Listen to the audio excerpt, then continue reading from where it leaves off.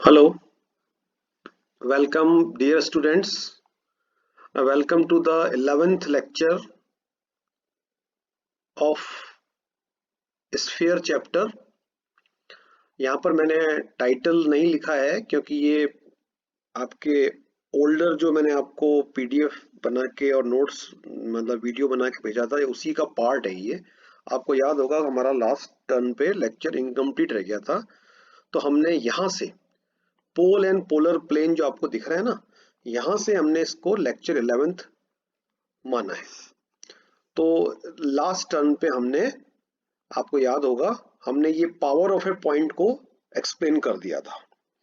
इस power of A point का ये जो डायग्राम आपको दिख रहा है जिसमें कि एक पॉइंट ए है, it is it is it is a point such that it doesn't lie on the sphere, it is either outside और इनसाइड, है ना।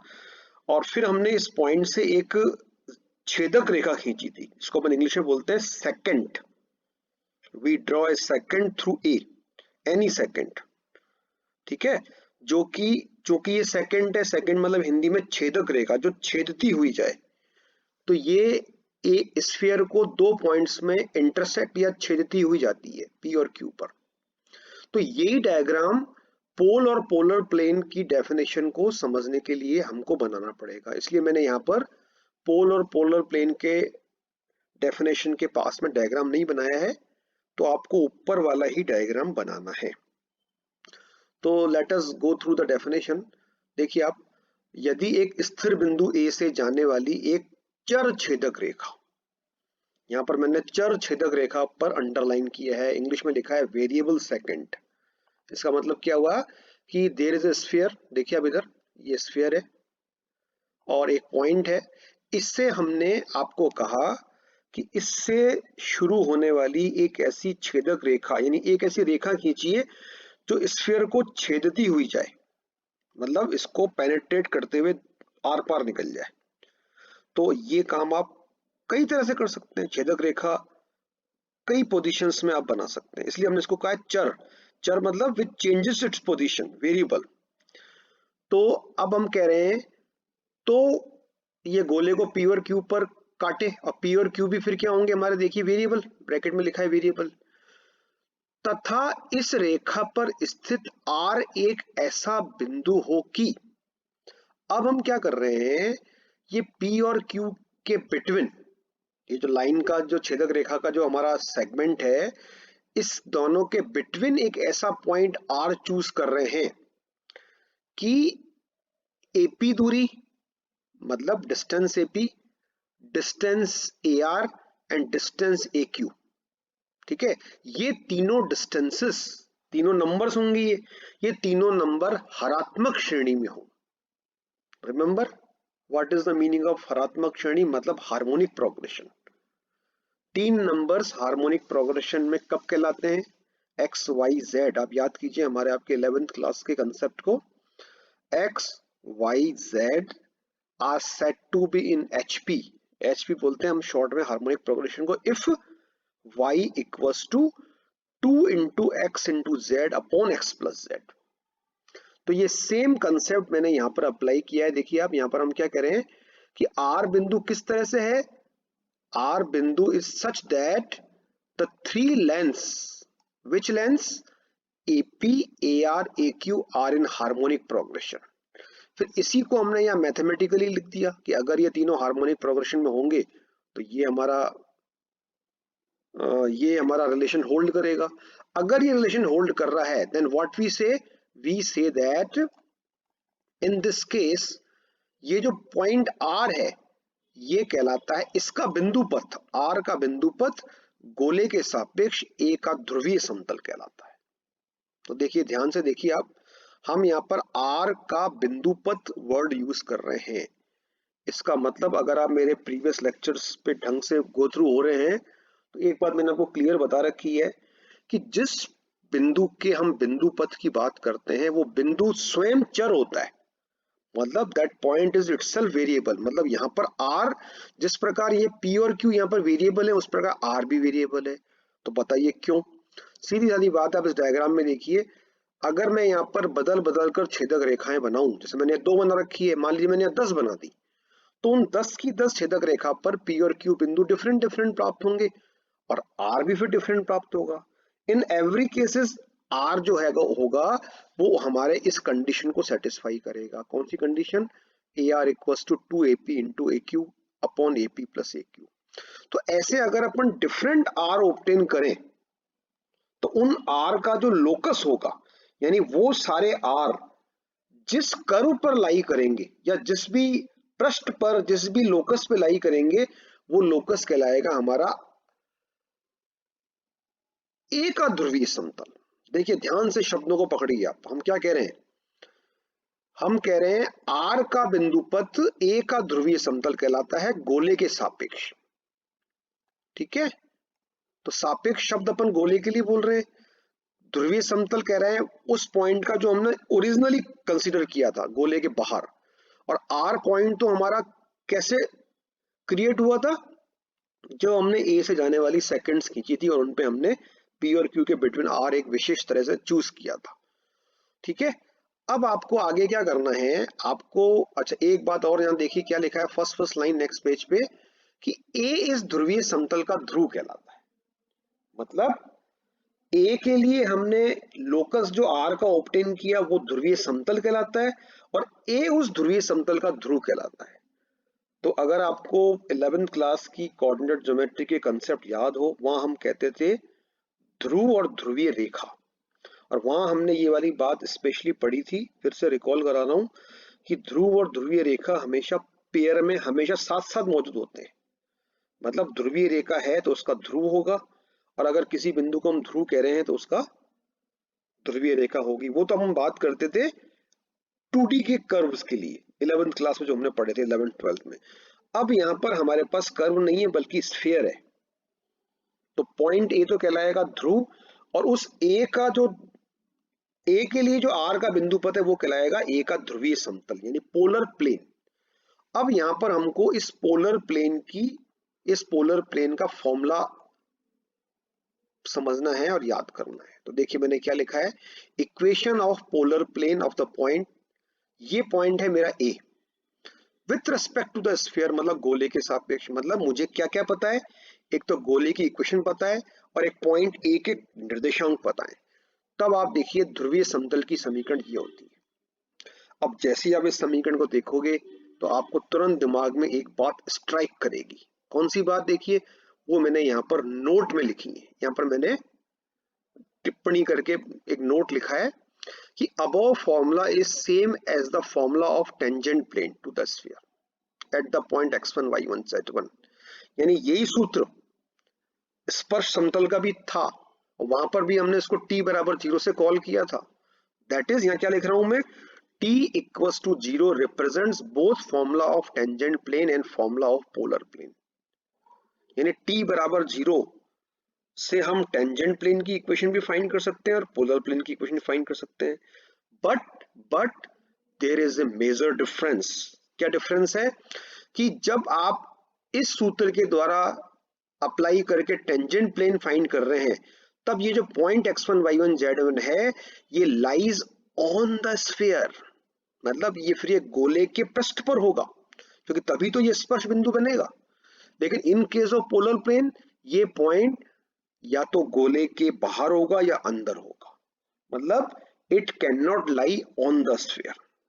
सीधी सादी बात है, फॉर्मूला एक ही है, लेकिन अगर पॉइंट ए गोले के ऊपर है, पृष्ठ पर है, तब इससे t बराबर 0 फॉर्मूले से जो सूत्र निकलेगा वो टेंजेंट प्लेन का निकलेगा।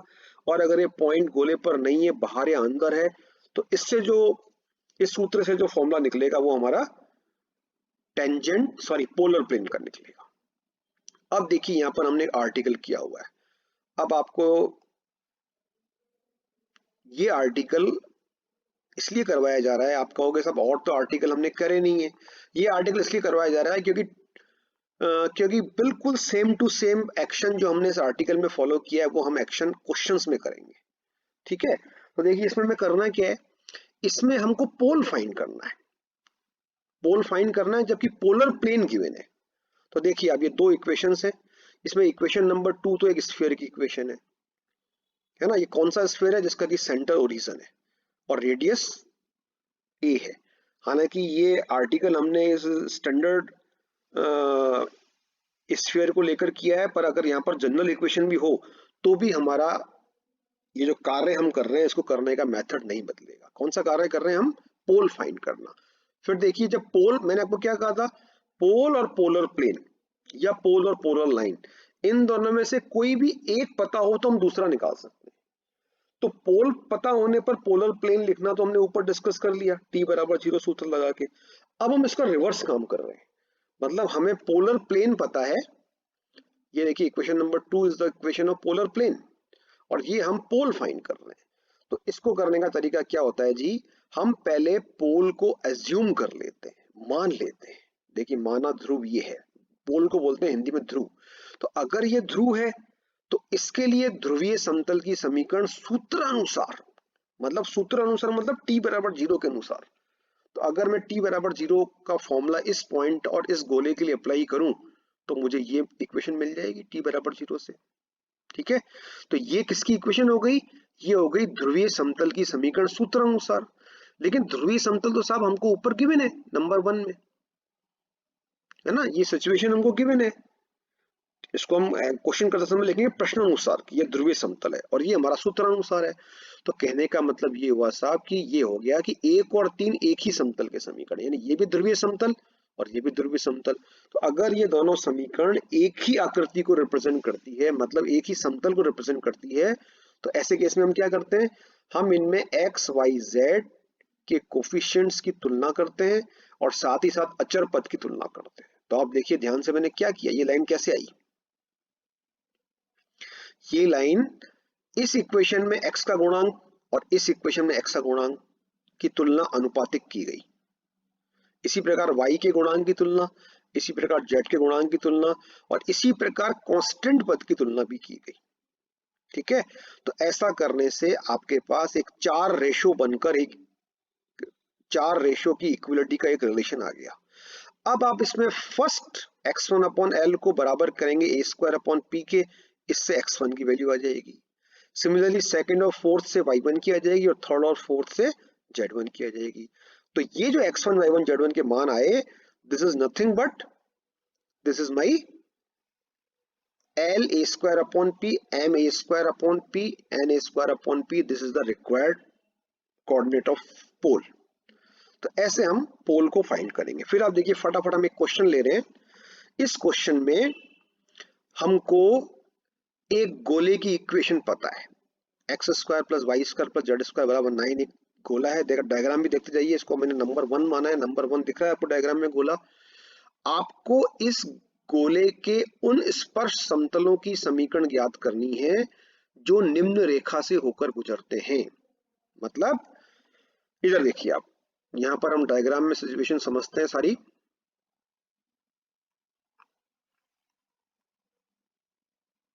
ये देखिए इधर आप, यहाँ पर ये है गोला नंबर 1 जिसकी की समीकरण है x square plus y square plus z square बराबर 9, और ये एक लाइन है।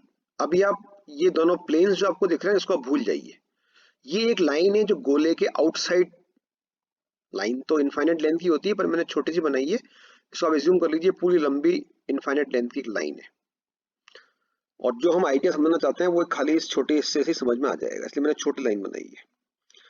अब आपको फाइंड क्या करना है, अब आपको वो प्लेन्स की इक्वेशन फाइंड करनी है, प्लेन्स समतल जो इस लाइन से पास होते हैं। लाइन से प्लेन पास होने का मतलब ये है, जैसे आप इमेजिन कीजिए कि एक आपके कॉपी के पेपर पे मैंने एक लाइन बना दी, तो मैं कह सकता हूं कि वो कॉपी का पेपर उस लाइन से पास हो रहा है, या दूसरे शब्दों में वो लाइन प्लेन पर लाई कर रही है। तो ये जो प्लेन आपको दिख रहा है, देखिए यहाँ जहां मेरा पॉइंटर चल रहा है अभी, ये प्लेन आगे अगर मैं इसको और आगे एक्सटेंड कर दूं तो ये 2 से पास हो रहा है। इसी प्रकार ये वाला प्लेन जो दिख रहा है ये भी 2 से पास हो रहा है। तो ऐसे में आपको अभी क्वेश्चन करके पता करेंगे कि ऐसे 2 प्लेन्स एग्जिस्ट करेंगे जो एक लाइन से पास होते हो और गोले को टच करते हो। ये दोनों प्लेन गोले को टच करते हैं। तो ऐसे केस में हमको इन प्लेन्स की इक्वेशन फाइंड करनी है। तो इस क्वेश्चन में सबसे इंपॉर्टेंट कंसेप्ट ये है कि ये जो साहब लाइन नंबर 2 है आपकी, ठीक है, इस लाइन नंबर 2 से पास होने वाले प्लेन की इक्वेशन हम कैसे लिखते हैं? तो किसी लाइन से पास होने वाला प्लेन की इक्वेशन आप आपके स्कूल लेवल में कोऑर्डिनेट ज्योमेट्री में देखना सीख चुके हैं, पर चूंकि हो सकता है टाइम की वजह से आप इसको भूल गए हो, तो मैं आपको रिकॉल करा रहा हूँ। देखिए आप, सबसे पहले आपको क्या चाहिए कि जो गिवन लाइन है, देखिए अभी इसके पास में मैंने लिखा है ब्रैकेट में सिमेट्रिक फॉर्म। किसी भी लाइन की इक्वेशन जब ऐसी लिखी होती है तो उसको हम बोलते हैं लाइन का सममित रूप, सिमेट्रिक फॉर्म। इसको पहले हमने जनरल फॉर्म में कन्वर्ट कर दिया। किसी भी लाइन की इक्वेशन को 3D में हम दो तरह से लिख सकते हैं, सममित फॉर्म और जनरल फॉर्म, व्यापक रूप। व्यापक रूप में क्या होता है, कोई भी लाइन दो समतलों की कंबाइंड इक्वेशन के द्वारा लिखी जाती है। एक्चुअली जब कोई भी दो समतल आपस में काटते हैं तो उनके काटने से जो लाइन बनती है, दो समतल हमेशा एक लाइन में काटते हैं, ओके, तो उस लाइन को रिप्रेजेंट करने के लिए जब दोनों समतलों की इक्वेशन को का सहारा लिया जाता है, तो उस केस में हम कहते हैं कि this is the general form of the equation of the line. तो यहाँ पर आपको ये समझना है कि 2 से मैंने ये फॉर्म कैसे ऑब्टेन किया। तो देखिए इट इज वेरी सिंपल। मैंने फर्स्ट रेशियो जो है x माइनस 5/2 को z माइनस 1/1 के इक्वल करके, बीच वाले रेशियो को आप भूल जाइए, तो फर्स्ट और थर्ड रेशियो को क्रॉस मल्टीप्लाई करके ये इक्वेशन, सॉरी फर्स्ट और सेकंड को क्रॉस मल्टीप्लाई करके ये ऑब्टेन कर ली, ये आप कर लेना। सिमिलरली फिर फर्स्ट और थर्ड को इक्वेट करके ये ऑब्टेन कर ली। तो ऐसे आपको ये पुराना काम है, आपको आता होगा, बस आपको रिकॉल करा रहा हूं मैं। ऐसा करने से ये सिमेट्रिक फॉर्म जनरल फॉर्म में कन्वर्ट हो जाती है, और जब हमारे पास जनरल फॉर्म की इक्वेशन आ जाती है लाइन की, तो उससे पास होने वाली, उस लाइन से पास होने वाले किसी प्लेन की इक्वेशन कैसे लिखी जाती है साहब? ये पहला प्लेन प्लस लैम्डा इनटू दूसरा प्लेन। तो देखिए मैंने लैंग्वेज क्या लिखी है, equation of a plane passing through the line two is, ठीक है। और फिर यहाँ पर मैंने इसका एक जो कंसेप्ट या फॉर्मूला मैं यूज कर रहा हूँ वो भी मैंने यहाँ लिख दिया है। देखिए यहाँ ब्रैकेट में क्या लिखा है मैंने, यहाँ से लेकर यहाँ तक, equation of a plane passing through the line. अब इस लाइन में ये दो प्लेन है P1 P2, और ये दोनों मिलकर लाइन को रिप्रेजेंट कर रहे हैं जनरल फॉर्म की। तो इससे पास होने वाले किसी प्लेन की इक्वेशन इस तरह से लिखी जाती है। तो यही एग्जैक्टली सेम आइडिया मैंने यहाँ अप्लाई किया है। फिर मैंने यहाँ से यहाँ पर एक्स वाई जेड की लाइक टर्म्स को कॉमन लेके कलेक्ट कर लिया। तो ये जो साहब इक्वेशन नंबर 3 बनी, ये किसकी बनी जरा बताइए? ये बनी आपकी, इधर देखिए फिगर में, 2 से पास होने वाले किसी भी प्लेन की इक्वेशन। मतलब लैम्डा के विशेष मानों के लिए ये इक्वेशन इन प्लेन्स को भी रिप्रेजेंट कर सकती है। कौन से प्लेन है ये? These are the tangent planes to the sphere। तो यही कंसेप्ट अब मैं आगे लगाने जा रहा हूं। क्या कह रहा हूं मैं? अब यदि समतल 3 गोले 1 का स्पर्श समतल हो, तो याद कीजिए प्रीवियस लेक्चर में मैंने आपको क्या बताया था कि जब कोई प्लेन किसी गोले को स्पर्श करता हो, अर्थात प्लेन उसका गोले का टेंजेंट प्लेन हो, तो क्या कंसेप्ट अप्लाई होता है? गोले के केंद्र से समतल पर डाले गए लंब की लंबाई बराबर गोले की त्रिज्या। ये आपको लास्ट टर्म पे मैंने आपको टेंजेंट प्लेन का एक छोटा सा शायद आर्टिकल करवाया था, उसमें मैंने आपको ये एक्सप्लेन किया था। देखिए आप, इसको हमने यहाँ पर अप्लाई कर दिया। तो केंद्र 0 0 0 है। इससे हमने प्लेन 3 पर अगर मैं लंब की लंबाई डालना चाहूं, तो यहाँ पर लंब की लंबाई कैसे डलती है बताओ? ये पॉइंट यहाँ पर हम फिल करते हैं, फिल कर दिया, और बाकी आपको काम आता ही होगा। इज इक्वल टू गोले की त्रिज्या आपकी 3 है, 3 लिख दी। फिर ये एक आपके पास लैम्डा में एक समीकरण तैयार हो गई। इसको मैंने आगे सिंप्लीफाई कर दिया। ये सिंप्लीफाई करने का काम मैथमेटिकल है, और सिंप्लीफाई करके फिर लास्ट ये सब आप खुद कीजिएगा। लैम्डा की वैल्यूज आपके पास आ गई 1 माइनस 1/2। ये दो वैल्यूज आ रही हैं, आनी भी चाहिए, क्योंकि आपको ऐसे दो प्लेन्स एग्जिस्ट करते हैं। तो जब मैंने ये लैम्डा की दोनों वैल्यूज यहाँ पुट कर दी, वहां लिखा है मैंने आगे पेज पर 3 में, जब मैंने लैम्डा की वैल्यू बारी बारी से 1 और माइनस 1/2 पुट करी, तो पुट करके सिंप्लीफाई करने से जो इक्वेशंस आई वो देखिए ये आ गई। थोड़ा सा लाइट हो गया ये, आप इसको कर लीजिएगा, ये और ये, these are the 4 and 5 are the required equations of tangent planes. ये थोड़ा गलत लिख दिया मैंने, 4 और 5 अभिष्ट गोलों की समीकरण नहीं है, इसको क्या लिखना चाहिए, अभिष्ट स्पर्श तलों की समीकरण है। ठीक है, तो इस वर्ड को आप करेक्ट कर लीजिए, गोलों की जगह स्पर्श समतल। तो आई होप ये आपको समझ में आया होगा। फिर नेक्स्ट लेक्चर में हम इसको आगे और क्वेश्चन इसके कंटिन्यू करेंगे। Okay, thank you very much.